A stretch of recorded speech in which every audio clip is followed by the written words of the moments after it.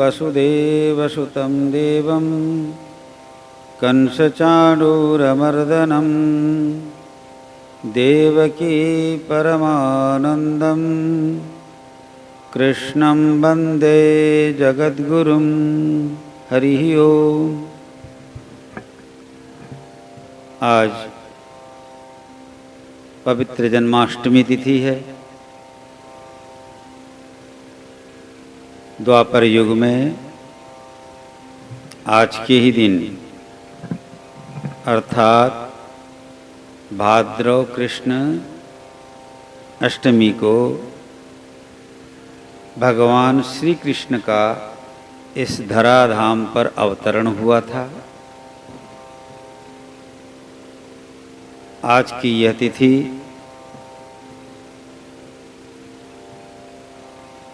समस्त भारतीयों के लिए बहुत ही महत्वपूर्ण है। आज सारे भारतवर्ष में तथा सारे विश्व में जहाँ जहाँ भी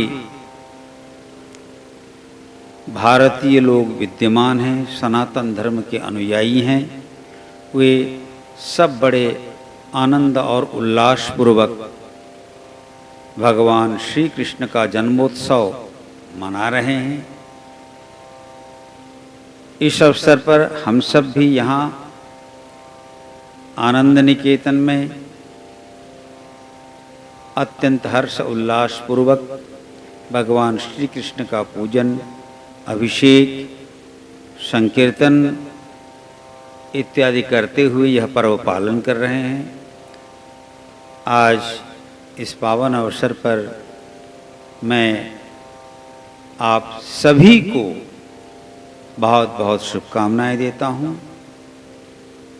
साथ ही भगवान श्री कृष्ण के चरणों में प्रार्थना करता हूं कि उनकी कृपा दृष्टि आप सब पर बराबर बनी रहे। अभी सब लोग, हम सब भी, मैं भी सुन रहा था,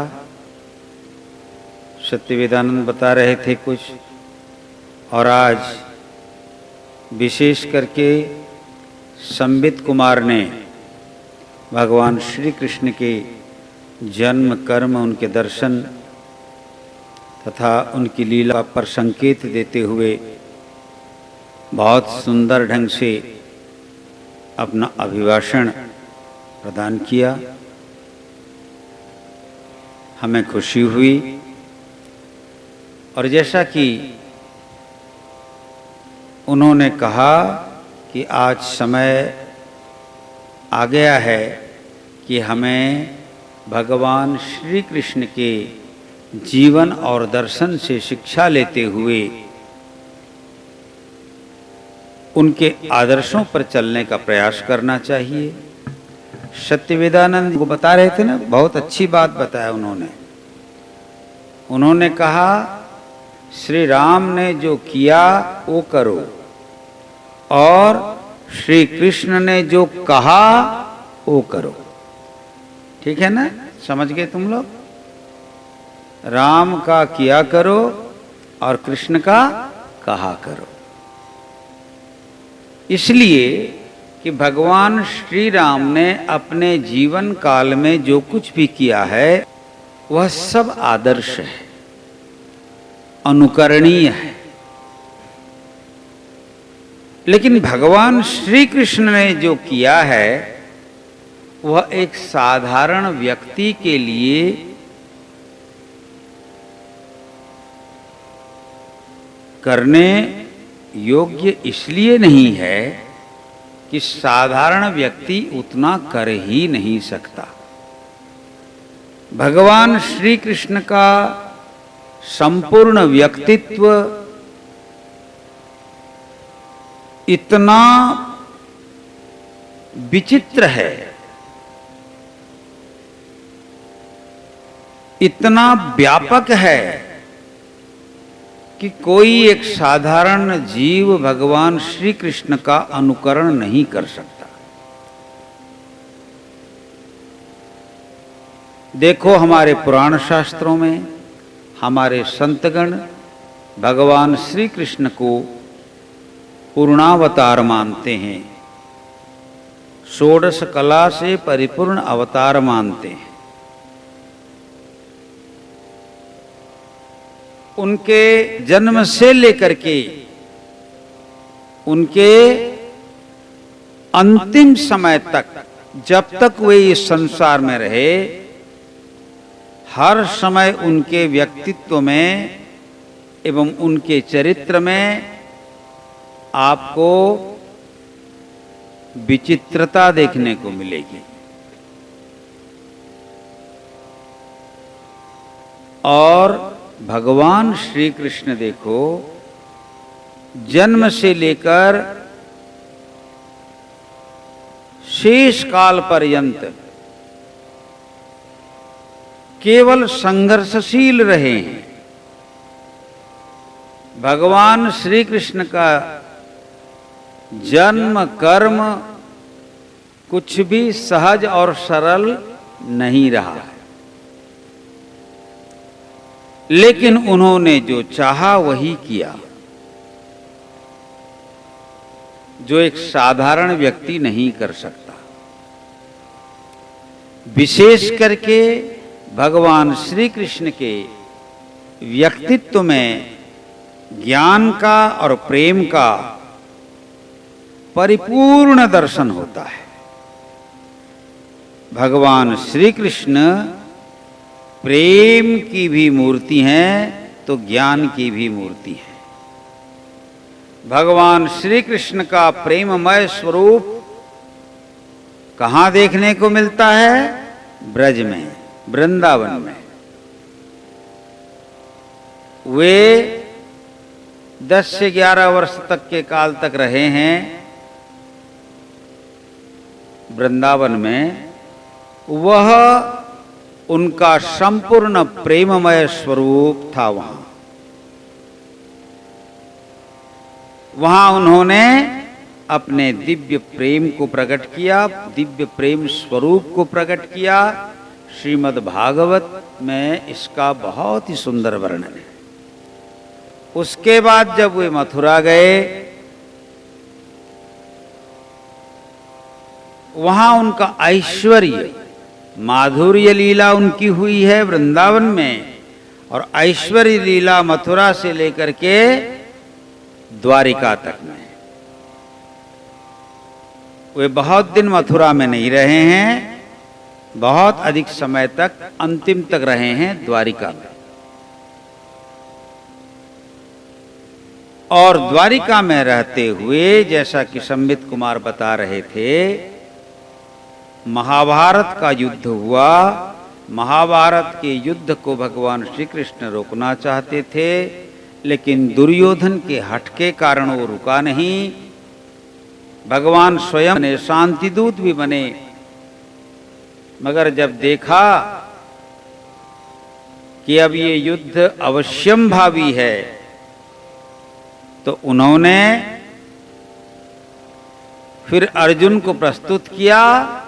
युद्ध के लिए तो प्रस्तुत किया, क्षत्रिय को धर्म की रक्षा के लिए युद्ध करने हेतु प्रेरित किया, लेकिन उसी क्रम में उनके ज्ञान स्वरूप का दर्शन होता है कुरुक्षेत्र के मैदान में। तो उनके प्रेम स्वरूप का दर्शन होता है पूर्णतः वृंदावन में, ब्रज में, और उनके ज्ञान स्वरूप का दर्शन होता है कुरुक्षेत्र में। लेकिन जीवन भर वो कर्म करते रहे, इसीलिए उनके व्यक्तित्व में ये तीनों आयाम देखने को मिलते हैं। उनका संपूर्ण जीवन कर्ममय रहा, लेकिन वे निस्वार्थ रहे, कभी अपने स्वार्थ के लिए कर्म नहीं किया। और ये बात का प्रमाण उन्होंने स्वयं दिया है गीता में, न मे कर्म फले स्पृहा।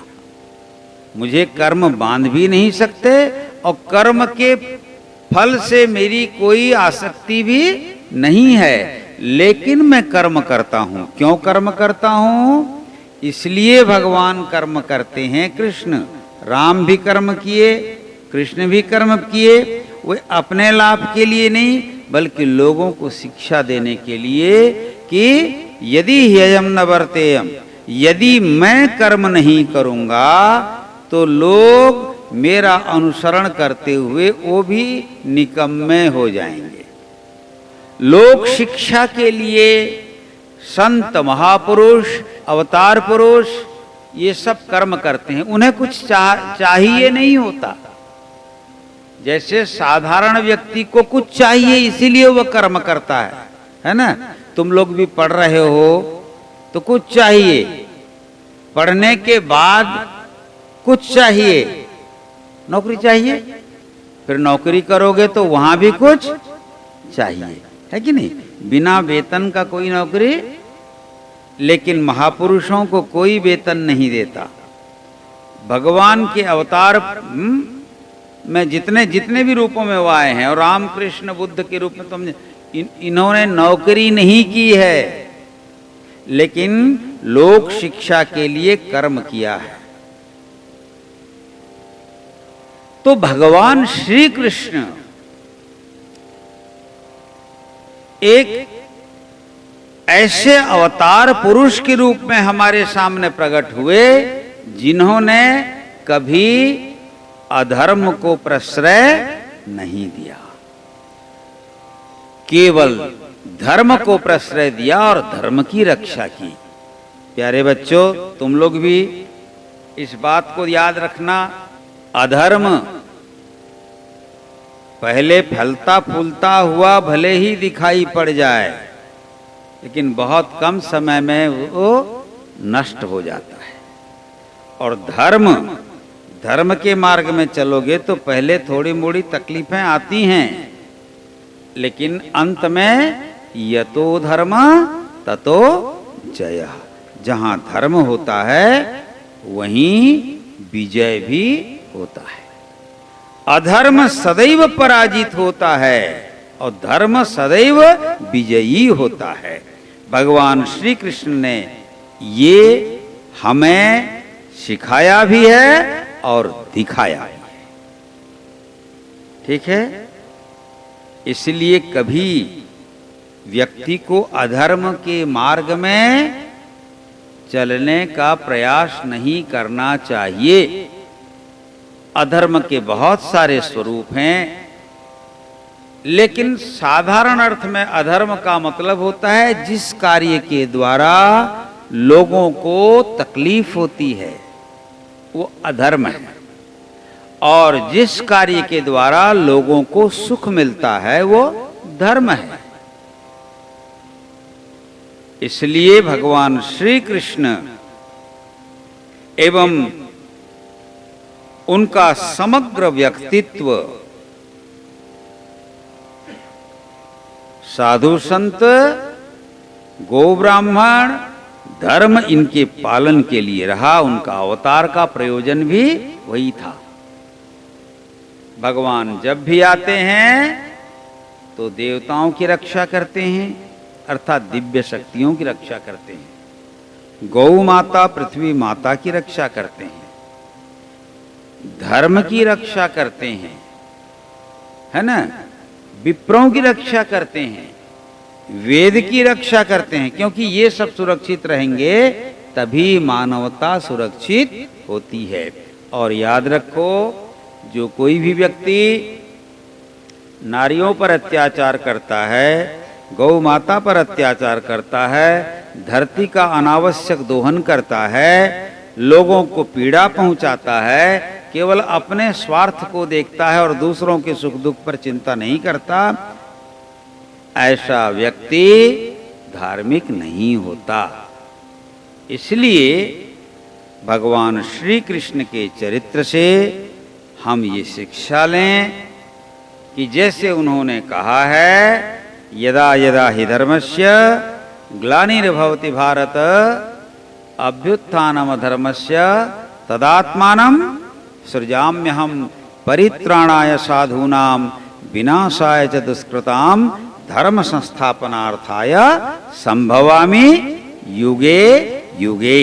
हर समय भगवान धर्म के स्थापना के लिए और धर्म की सुरक्षा के लिए आते हैं। अभी समय कुछ विपरीत चल रहा है, लेकिन हमें हताश होने की जरूरत नहीं। जब कभी भी विपरीत समय इस धरती पर आता है, आसुरी शक्तियां बढ़ती हैं, उनके अत्याचार से धरती माता उत्पीड़ित होती है, तो भगवान किसी न किसी रूप में आते हैं और धरती की पीड़ा, मनुष्यों की पीड़ा, प्राणियों की पीड़ा का हरण करके पुनः इस धरती को सुख, शांति, समृद्धि और आनंद से भर देते हैं। भगवान श्री कृष्ण की कृपा से ये धरा और इस धरा पर रहने वाले सारे प्राणी सुखी हों। इन्हीं शब्दों, इन्हीं शुभकामनाओं के साथ अपनी वाणी को विराम देता हूँ। हरि ओम तत्सत, हरि ओम तत्सत, हरि ओम तत्सत।